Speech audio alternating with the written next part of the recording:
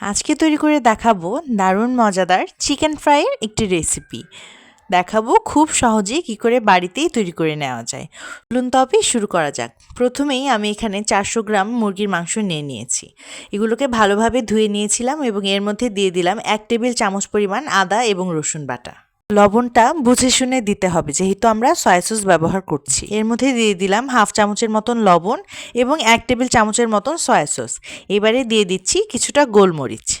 এই পর্যায়ে দিয়ে দিলাম একটা ডিম। এবার সব কিছুকে খুব ভালোভাবে মাখিয়ে নিতে হবে।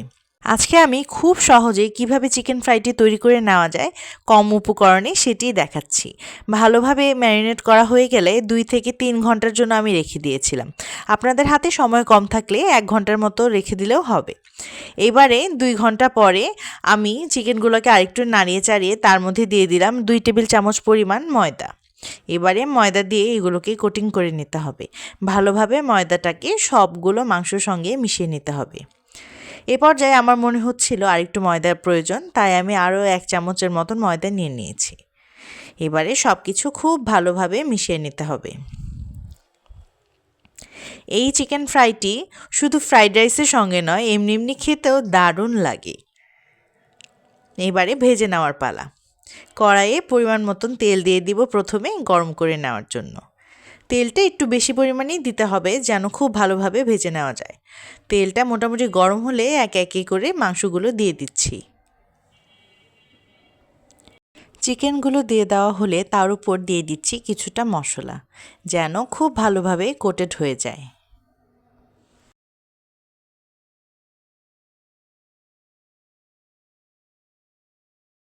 এবারে কিছুক্ষণ অপেক্ষা করতে হবে এক অংশ হয়ে আসার জন্য। এ পর্যায়ে কিন্তু চুলার ফ্লেমটা হাইয়ে রাখতে হবে। এবারে উল্টে দিচ্ছি।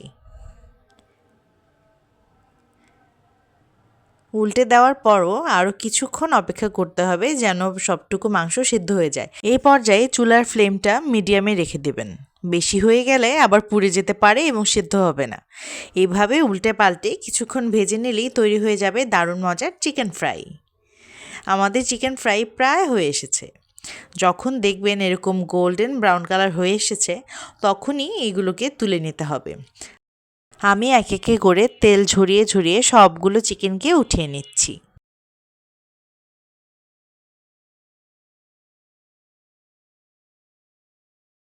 এই তো দেখলেন কত সহজে আমি তৈরি করে দেখালাম এই মজাদার চিকেন ফ্রাইয়ের রেসিপিটি।